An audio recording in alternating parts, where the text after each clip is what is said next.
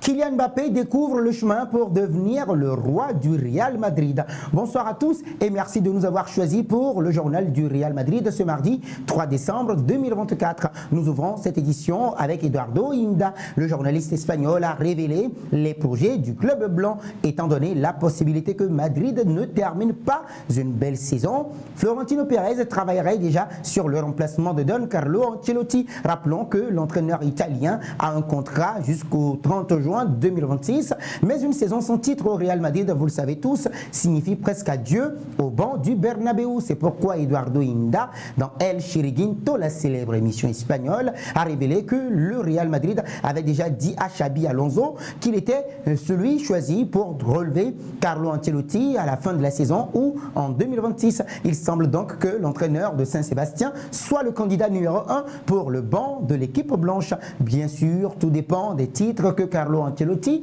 peut remporter ou non cette saison 2024-2025. Bien entendu, OK Diario a également révélé que si l'Italien était licencié à la mi-saison, un entraîneur intérimaire serait choisi qui, dans ce cas précis, bien évidemment, serait Santiago Hernán Solari. Florentino Pérez, selon Eduardo Inda toujours, rêve d'embaucher l'actuel entraîneur du Bayer Leverkusen. Xabi Alonso serait le candidat idéal pour remplacer Carlo Ancelotti. Qu'en pensez-vous? Vous partagez vos avis dans les commentaires avec nous.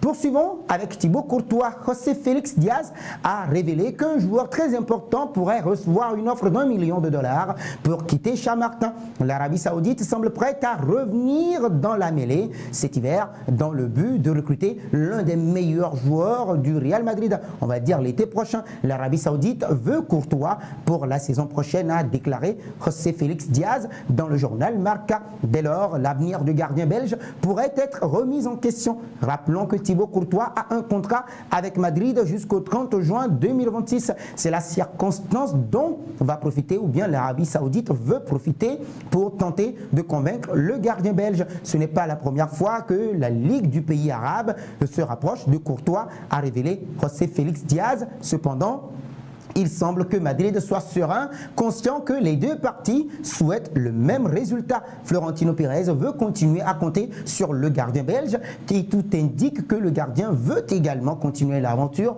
au Real Madrid. Les mouvements auront lieu et très bientôt, rapporte le journaliste dans son article Marca. Les amis, Thibaut Courtois en Arabie Saoudite à l'été prochain. Vos réactions dans les commentaires. La suite de ce JT Foot avec Carlo Ancelotti en conférence de presse avant la 16e journée de la Liga espagnole entre le Real Madrid et l'Athletic Bilbao à San Mamés.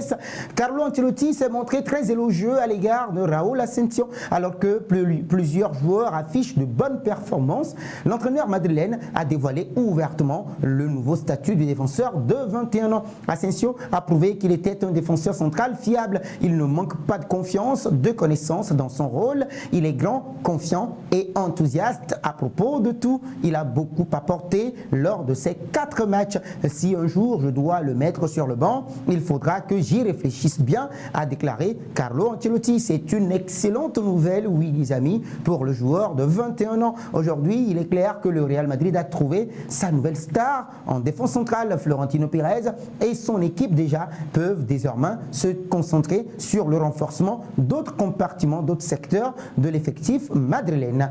Bah oui les amis, vos réactions par rapport à l'enchaînement des matchs de Raúl Asensio. Nous enchaînons avec le calendrier du Real Madrid. Eh bien oui, la Casablanca va relever de nombreux défis en ce mois de décembre. Bah oui, un calendrier chargé, un nombre impressionnant de déplacements. Les hommes de Carlo Ancelotti devront puiser dans leurs réserves pour rester dans le coup sur tous les fronts. Après une première victoire face à Getafe au Bernabéu 1er décembre dernier, les Merengues disputeront encore 6 matchs, dont 4 déplacements nationaux et internationaux cruciaux. Le programme, le 4 décembre, l'Athletic Bilbao à San Mamés, 7 décembre, Girona, Montilivi, 10 décembre, Atalanta Bergame, Ligue des Champions, 14 décembre, Rayo Vallecano à Vallecas et 18 décembre, finale de la Coupe du Monde des clubs au Qatar, 22 décembre, Séville à domicile au Santiago Bernabéu. Et donc il s'agit d'une série de matchs qui mettront à l'épreuve l'endurance physique et mentale des joueurs. Seuls 2 matchs auront lieu au Bernabéu. Selon les calculs du Mundo Deportivo,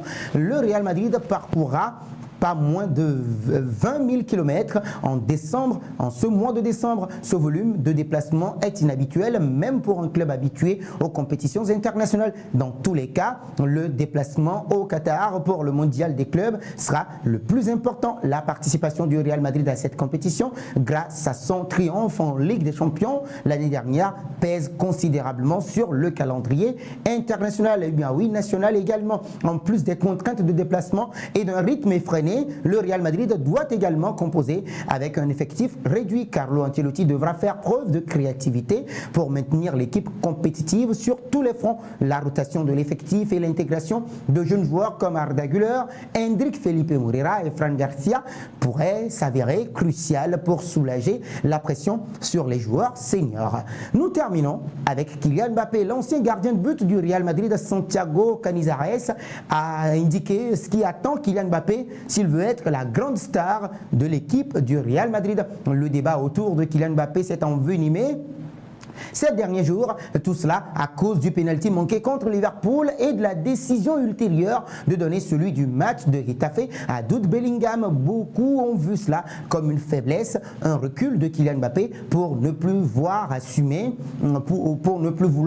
ses responsabilités à partir des 11 mètres. Et ils l'ont critiqué parce qu'il remet en question son leadership. L'un des derniers à commenter le sujet a été l'ancien gardien de l'équipe merengue, Santiago Canizares, qui a assuré que la question des tirs au but est quelque chose de très compliqué car c'est quelque chose de très objectif. Faites remarquer que c'est une question de confiance de ce que vous ressentez. Cependant, il a ajouté que si je veux diriger une équipe et être un leader, je dois assumer des situations à risque et dans certains cas, elles m'écorcheront et je partirai sur une civière. Pour lui, à ce moment-là, il voulait se débarrasser de ce problème. Il a transféré le problème à un autre joueur, mais il rassure également les supporters du Real Madrid. Je ne suis pas très inquiet pour Kylian Mbappé, c'est toujours un joueur qui vient d'arriver au Real Madrid.